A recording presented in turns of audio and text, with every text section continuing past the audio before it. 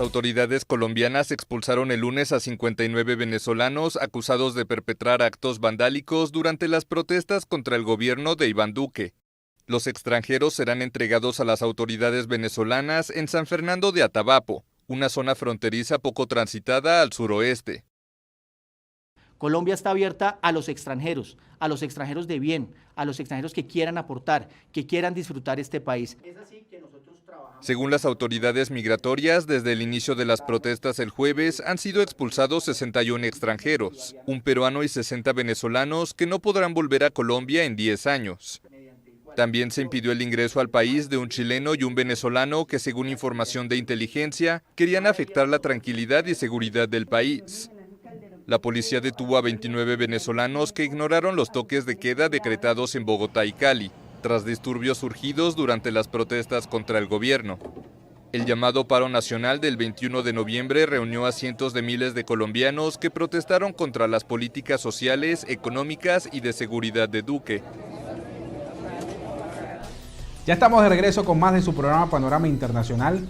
En este bloque vamos a estar profundizando acerca de las noticias más importantes que ocurrieron en el mundo, aquí en Panorama Internacional.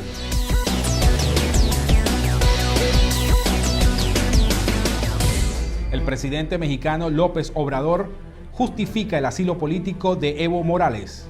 El presidente mexicano afirmó el domingo que ofreció asilo al exmandatario de Bolivia, Evo Morales, debido a su convicción de que las autoridades no deben ser destituidas con golpes de Estado. No queremos aquí, en México, golpes de Estado.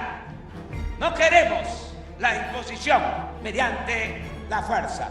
Y aquí aprovecho a decirles que por eso, siguiendo la tradición histórica, ejemplar de política exterior de nuestro país, se le dio asilo humanitario y político al presidente de Bolivia, Evo Morales. 6 muertos en recrudecimiento en protestas en el sur de Irak. 6 manifestantes murieron el domingo en enfrentamientos con las fuerzas de seguridad al sur de Irak. Río de Janeiro se tiñó de rojo y negro para recibir los campeones de la Copa Libertadores de América, el Flamengo. El plantel del Flamengo, que se consagró campeón de la Copa Libertadores el sábado en Lima, fue recibido el domingo en Río de Janeiro por cientos de miles de aficionados en las calles. Es el segundo título para el Flamengo en Copa Libertadores luego de conseguirlo en 1981. Es maravilloso, no sé cómo describir lo que sentí dentro de mí. Es un amor muy grande por este equipo. Es mucha emoción por encima de todo, rojo y negro, mucha emoción.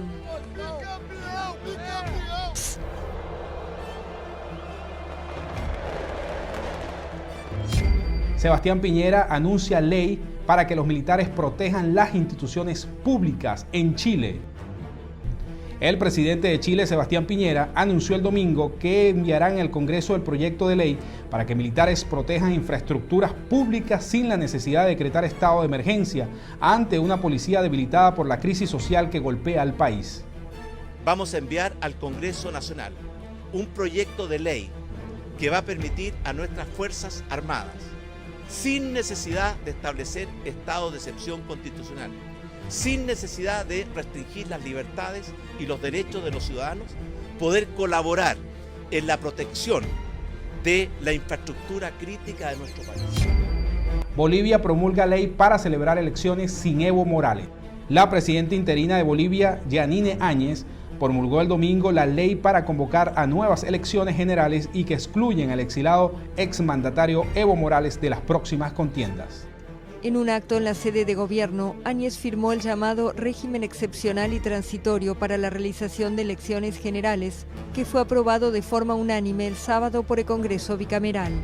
La norma anula los comicios en los que fue reelecto Morales el 20 de octubre y que fueron rechazados por fraudulentos en masivas protestas que encabezó la oposición. La OEA terminó avalando las sospechas al detectar irregularidades en las votaciones. Prevé además la renovación del Tribunal Supremo Electoral, la inscripción de votantes y la participación de todas las fuerzas políticas aunque impide que Morales y su ex vicepresidente Álvaro García Linera sean candidatos. La nueva autoridad electoral será la responsable de fijar la fecha de las elecciones generales, que deberán convocarse en un plazo máximo de 120 días contados después de la convocatoria. La derecha gana en Uruguay y pide calma hasta que se proclamen oficialmente. El candidato liberal Luis Lacalle Pou obtuvo el 48.7% de los votos frente al 47.5% de Daniel Martínez, una elección bastante ajustada.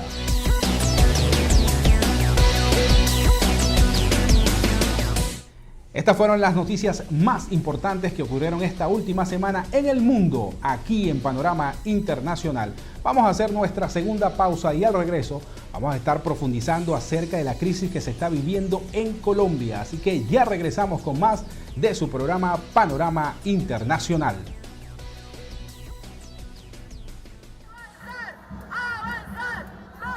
Indignación contra la violencia machista y los feminicidios. Miles de mujeres en toda Latinoamérica se sumaron el lunes a una movilización mundial en el Día Internacional contra la Violencia de Género. Bueno, hoy es la movilización en contra de la violencia de género al cumplirse un nuevo año del asesinato de las hermanas Mirabal. Hace años que se conmemora este día, el Día de Lucha con la Erradicación de la Violencia hacia las mujeres. Según la ONU, 87.000 mujeres fueron asesinadas en el mundo en 2017, la mitad de ellas por gente cercana, una cifra que ha ido en aumento. Los llamados para que se produzca un cambio también se han ido multiplicando. Al sur del continente, cientos de mujeres marcharon en la capital argentina para expresar su repudio a la violencia machista y aprovecharon la ocasión para denunciar la crisis en Bolivia y su solidaridad con Chile. Estamos más que todo movilizándonos como mujeres bolivianas porque nuestra Bolivia está sufriendo un golpe de Estado y nuestras mujeres de pollera están siendo víctimas de discriminación, de violencia, ataques desde los militares, los policías. En distintos países de Centroamérica, la región que exhibe las tasas más altas de feminicidios, también cientos de mujeres marcharon para decir basta. En México, donde según cifras oficiales son asesinadas unas 10 mujeres al día, miles marcharon por la capital en una manifestación encabezada por familiares de víctimas de feminicidio, pero que por momentos se tornó violenta y dejó destrozos y pintadas en monumentos. Recientemente, el gobierno de la Ciudad de México decretó una alerta de género que tiene como objetivo implementar nuevas medidas para detener la violencia contra las mujeres después de varias protestas. 19 de los 32 estados del país han adoptado la medida desde 2007.